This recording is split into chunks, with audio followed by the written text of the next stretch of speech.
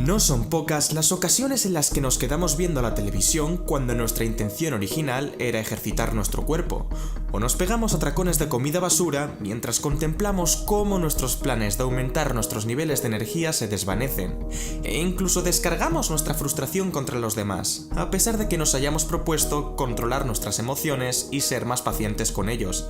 ¿Te sientes identificado con estos ejemplos? Algunos más y otros menos, me imagino.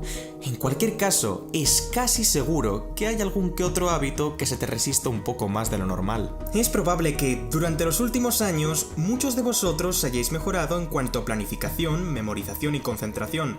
Pero no nos engañemos, todos, absolutamente todos, tenemos un talón de Aquiles. Si bien una gran parte de nosotros sí somos capaces de controlar nuestros impulsos la mayoría del tiempo para alcanzar metas a largo plazo, tales como cumplir con el horario de estudio o la optimización biológica, hay veces en las que la fuerza de voluntad brilla por su ausencia, las tentaciones son demasiado grandes o simplemente estamos cansados. Y es aquí cuando pensamos, total, por un desliz, por un fallo. Evidentemente, se trata de una trampa mortífera diseñada por el sistema límbico, a saber, el impacto de una cena copiosa en el estado de salud general de una persona, a la par que el de la utilización de su vehículo particular en el tráfico, pueden ser reducidos a primera vista. No obstante, son precisamente las pequeñas acciones y decisiones que se llevan a cabo en el día a día las que contribuyen a los grandes resultados. Así pues, a medida que se repiten los comportamientos cotidianos, estos van ejerciendo un impacto cada vez más relevante y acumulativo sobre el ámbito económico, biológico, psicológico y social del individuo. Volviendo a los ejemplos anteriores, se ha estimado que el aumento de la obesidad de la población adulta podría minorarse notablemente si las personas redujeran ligeramente su ingesta en cada comida, o realizaran aproximadamente 2000 pasos adicionales al día. Por otro lado, incluso un único coche que varíe bruscamente su velocidad en autopista es capaz de provocar oleadas de congestión que se propagan en línea hacia los vehículos que van detrás.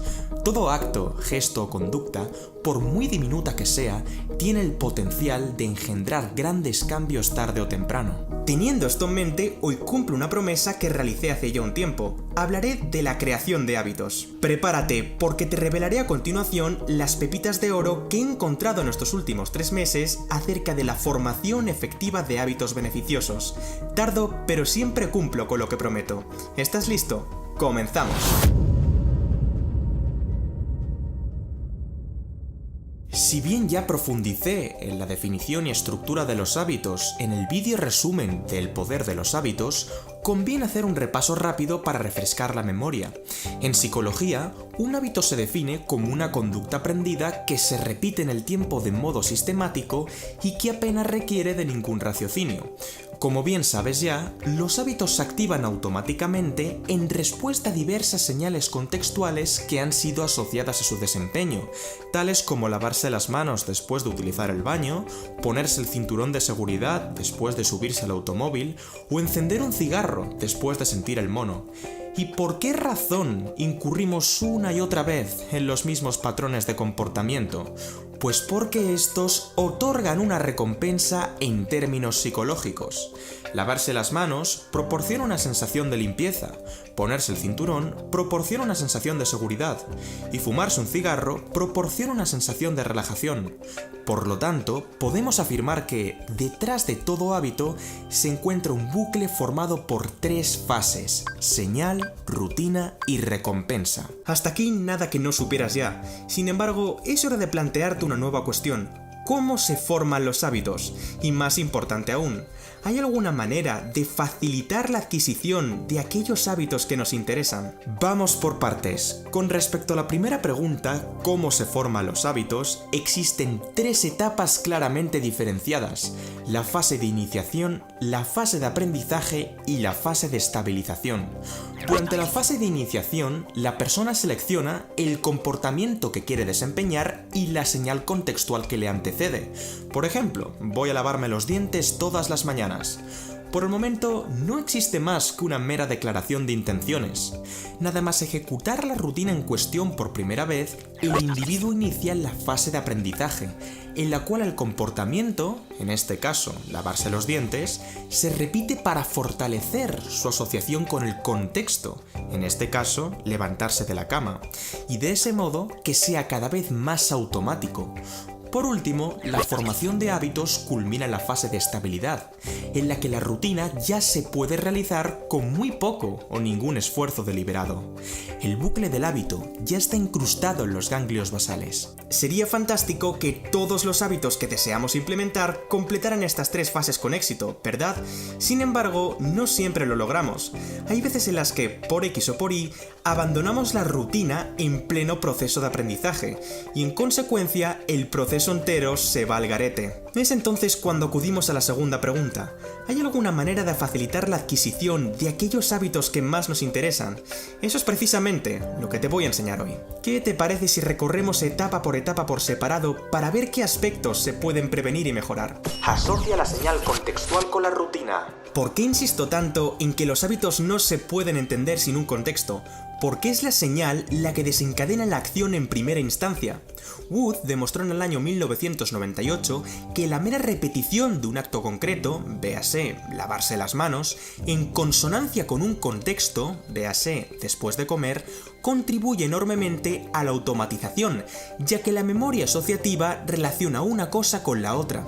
¿No habéis tenido nunca el típico amigo que os dice, no, yo no puedo beber sin fumar, o necesito un café nada más levantarme de la cama para ser persona? Lo que sucede es que, cuando señal y rutina van de la mano en reiteradas ocasiones, llega un punto en el que la dependencia en la motivación o en la atención consciente desaparece casi por completo. ¿Te imaginas que tuviéramos que depender siempre de la motivación y el autocontrol para hacer todo? Sería francamente laborioso y agotador. Realizar ciertas tareas de forma automática nos permite ahorrar los recursos mentales necesarios para desempeñar otras actividades, es decir, son cognitivamente eficientes.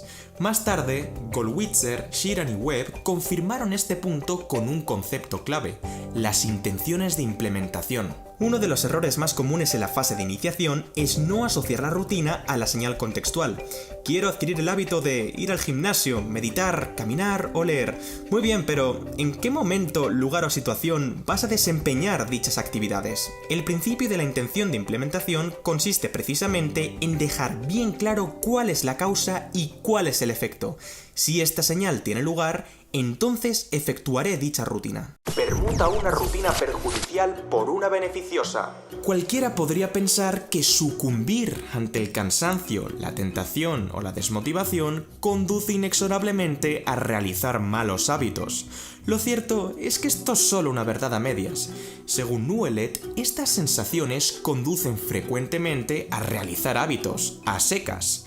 Bien es cierto que una grandísima proporción de los hábitos que se desencadenan al agotar nuestra fuerza de voluntad son malos, pero mucho cuidado, lo que realmente necesita tu cerebro no es picar en el anzuelo de las golosinas, servirte una copa o consumir pornografía, sino hacer algo, sea lo que sea, que no requiera un esfuerzo deliberado y consciente por tu parte. Y esto lo puedes explotar a tu favor. Si lo que demanda tu cerebro al quedarse sin reservas es un hábito, una actividad sencilla, automática e inconsciente, ¿por qué no sustituimos una rutina perjudicial por otra beneficiosa que ofrezca exactamente la misma recompensa y tenga la misma señal? En términos de satisfacción, el mensaje que procesa tu mente es: el placer obtenido al realizar esta acción es igual o superior al de la acción anterior. Se me ocurren muchos ejemplos. Sustituye el cigarro de después de comer por una sesión de meditación. Sustituye la napolitana de media mañana por una manzana y un té verde. Sustituye una discusión superflua con tu pareja por un intenso entrenamiento. Quizá pienses que es mucho más fácil deshacerse primero del viejo hábito y, una vez se haya eliminado, implementar el segundo. Ni se te ocurra. No es solamente que hacer esto sea más sencillo o más complicado, es que es imposible. La neuróloga Anne Graybiel, profesora en el MIT, nos revela un dato sorprendente. La estructura de los hábitos no se puede romper, sino modificar. Una vez que el bucle señal, rutina, recompensa está grabado en los ganglios basales, se queda ahí para siempre. Por lo tanto, afirmar categóricamente que los hábitos se eliminan es incorrecto desde el punto de vista neurológico. Los hábitos no se eliminan, se rediseñan. Y espérate, porque hay más. Cuanto más se parezca la nueva rutina a la anterior, más probabilidad hay de que la transformes con éxito. Por ejemplo, si quieres evitar a toda costa las bebidas azucaradas, sería buena idea que empezases a comprar agua o té embotellado. El recipiente tiene la misma forma, tamaño y textura, se compra en el mismo lugar y en suma, se consume en el mismo contexto. Esto es precisamente lo que hice yo para dejar de beber café en los recesos de la universidad. En vez de pillar un café entre clase y clase, me pedía un té. Y ojo a este bonus, como el circuito neuronal ya está construido, cumplir con el primer punto resulta muchísimo más fácil que si implementaras el hábito de cero. Ten en cuenta que la señal y la recompensa son exactamente las mismas, por lo que se ahorra gasto energético asociado a la memoria, la organización y el autocontrol. Especifica las condiciones del hábito. Sebastian Goertz lo deja muy claro al hablar de la fijación de metas. Estas han de ser concretas, medibles, sostenibles y controlables. Al final, todo el que se proponga adquirir un buen hábito está reconociendo tácitamente que desea cumplir una meta particular. No vale simplemente con decir, a partir de ahora me propongo adoptar una dinámica de estudio más adecuada. ¿Cuántas horas al día pretendes estudiar? ¿Qué materias son las más urgentes? ¿Te tomarás descansos de vez en cuando? En caso afirmativo, ¿cada cuánto tiempo? ¿En qué sitios trabajarás con más frecuencia y en cuáles no? Recuerda, señal y rutina tienen que ir codo con codo. Tampoco se trata de que limites las condiciones del hábito drásticamente, ni que estés obligado a cumplir tus normas a rajatabla. Ten en cuenta que si eres demasiado rígido con tu horario, es mucho más probable que incumplas las reglas del mismo y en consecuencia acabes por abandonarlo. Por otro lado, la idea de repetir una acción específica en un contexto de forma consistente, como comer plátano junto a los cereales en el desayuno, choca radicalmente con el consejo de numerosos expertos que enfatizan en la variación para mantener el interés, como probar distintas frutas antes, durante y después de cada comida. Si bien se recomienda un toque de adaptabilidad en el diseño del hábito, como te he comentado previamente, no es nada deseable desplazarse al otro extremo, la inconsistencia. Variar demasiado en el contexto en el que se desarrolla una rutina puede paliar el aburrimiento en el corto plazo, pero a un coste muy alto.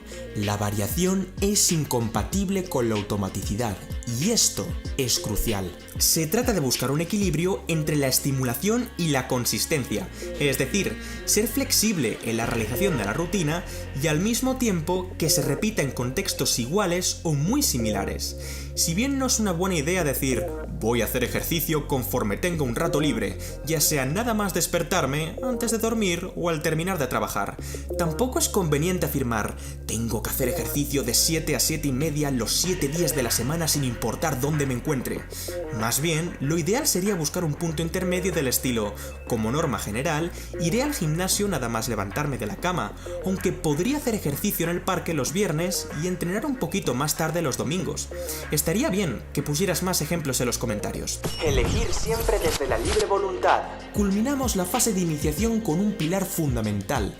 Los pacientes que eligen los hábitos desde la libre voluntad tienden a mantenerlos mucho más en el tiempo que quienes lo hacen por obligación.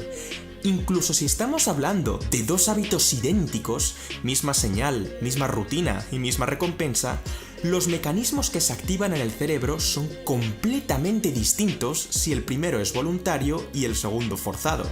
Sin ir más lejos, la sensación de estudiar simplemente porque tus padres o profesores te coaccionan para hacerlo, o bien porque has suspendido una asignatura y debes recuperarla, no tiene nada que ver con la de sentarse a hacer tus deberes sin que nadie te lo ordene. Progresar hacia un objetivo autoimpuesto refuerza la autonomía y el interés en la tarea, y es que existe evidencia a favor de seleccionar una meta en base a nuestros principios y valores personales en lugar de tomar acción para satisfacer ciertas demandas externas, ya que tomar iniciativa propia incrementa significativamente la probabilidad de éxito.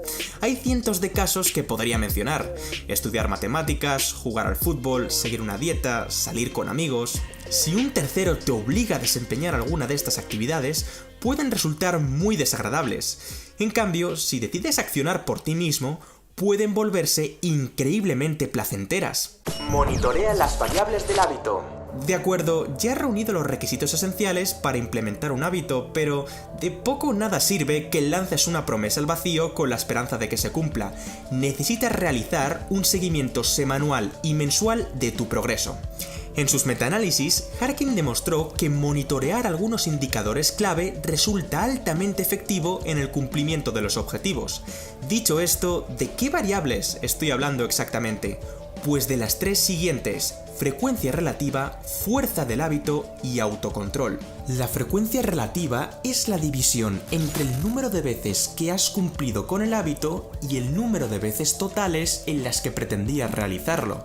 Por ejemplo, si en tu plan original pretendías entrenar todos los días de la semana y solo lo has hecho en 5 ocasiones, la frecuencia relativa sería 5 partido por 7, es decir, 71,4%. O en el caso de que te hayas propuesto irte a dormir de lunes a viernes antes de las 11 y te hayas acostado mucho más tarde uno de esos días, la frecuencia relativa sería 4 partido por 5, es decir, 80%. Evidentemente, cuanto más alto sea este parámetro, mejor está el panorama. En resumidas cuentas, una frecuencia de éxitos elevada implica que uno está cumpliendo con lo que se propuso, aunque ni mucho menos garantiza que lo siga haciendo en un futuro. ¿Por qué? Pues porque la frecuencia relativa es tan solo un dato descriptivo, no predictivo. Esto significa que solamente nos revela información del pasado, pero no tiene capacidad real para predecir tu comportamiento en el futuro. En cambio, los siguientes indicadores nos pueden dar pistas acerca de aquello que estamos haciendo bien o mal. Muy atento. La fuerza del hábito es el grado de automaticidad que un sujeto tiene al realizarlo. En otras palabras, cuanto más instintivo, irreflexivo y automático sea un hábito específico, mayor será su fuerza. A fin de cuentas, en eso consiste el juego de la creación de hábitos, conseguir que se vuelvan acciones sencillas y mecánicas. Para medir este parámetro, mi recomendación es que emplees un método cualitativo mediante 10 niveles que reflejen cuán involuntario te resulta hacerlo. Poniendo un ejemplo muy sencillo, hablar inglés es algo que puedo hacer y a continuación puntúas la fuerza del hábito del 1 al 10 en base a la facilidad con la que la realices. Quiero que pauses el vídeo y comentes cuál de los siguientes estados describe mejor la fuerza de un hábito que estés adquiriendo en este preciso instante. Si observas que tu puntuación va descendiendo considerablemente a lo largo de las próximas semanas, por ejemplo, de muchísima fluidez a cierta dificultad, es altamente recomendable que revises el proceso para hacerlo más atractivo y disminuir el riesgo de abandono. No te preocupes, que luego abordaremos este tema con detenimiento en uno de los puntos clave.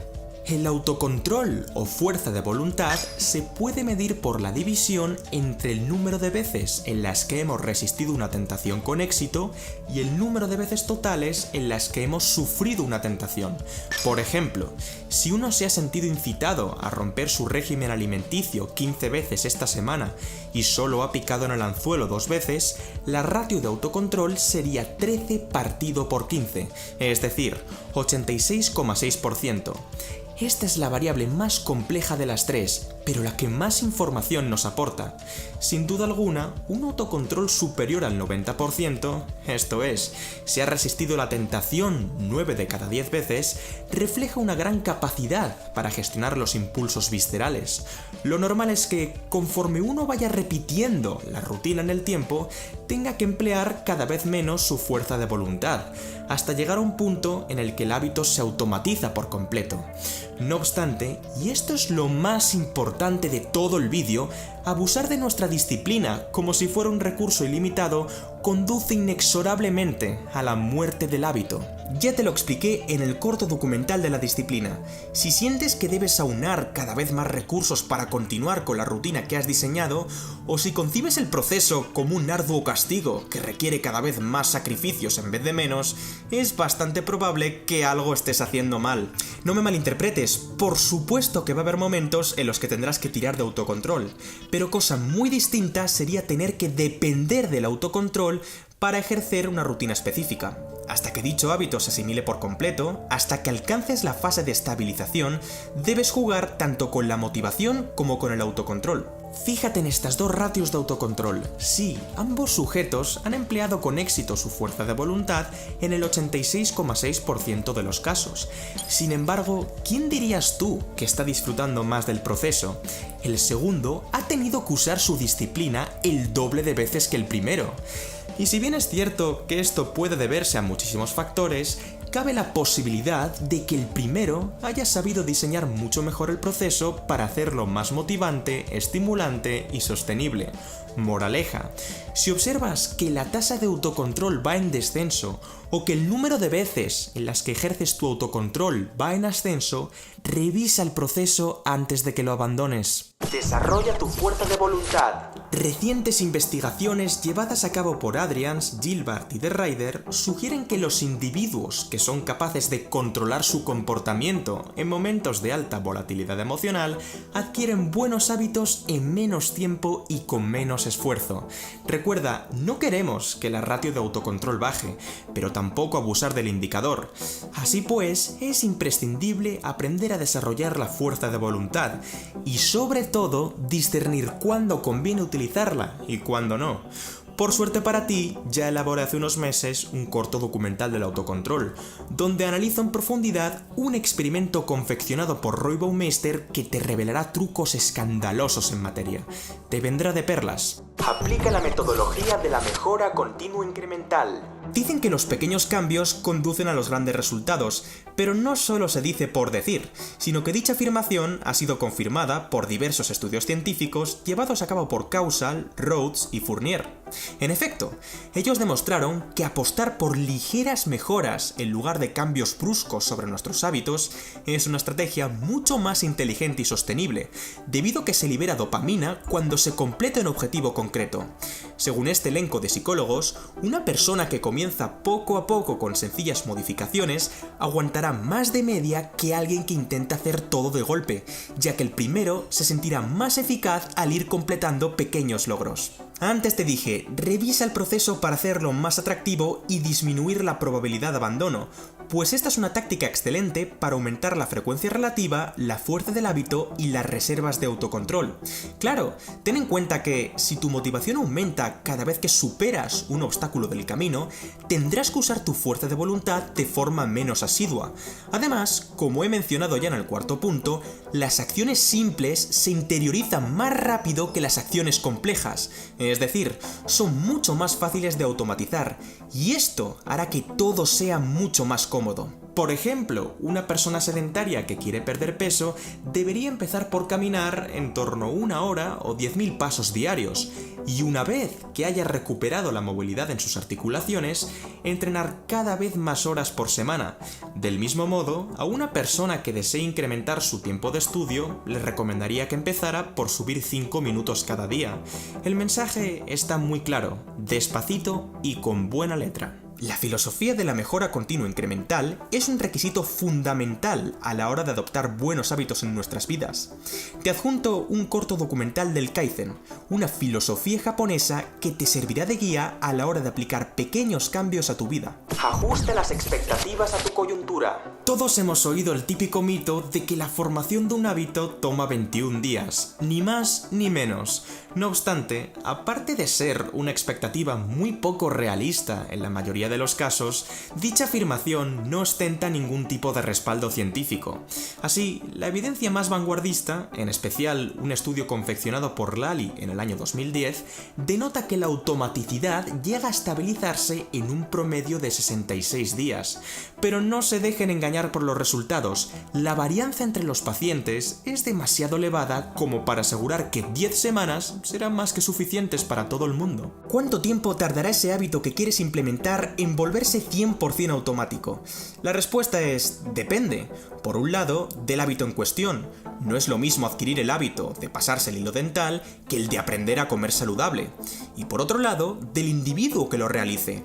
No es lo mismo una persona con autocontrol, metacognición y conocimiento en materia de creación de hábitos que una persona sin fuerza de voluntad, autoconciencia y experiencia en el tema. Cada hábito y persona es un mundo, por ende, ten mucho cuidado con formarte expectativas irreales en base a lo que ha tardado aquel amigo radiante y maravilloso que siempre consigue todo lo que se propone a la primera. Introduce recompensas estimulantes. Oh sí, llegamos a uno de los platos fuertes de la creación de hábitos, la implementación de un sistema de recompensas.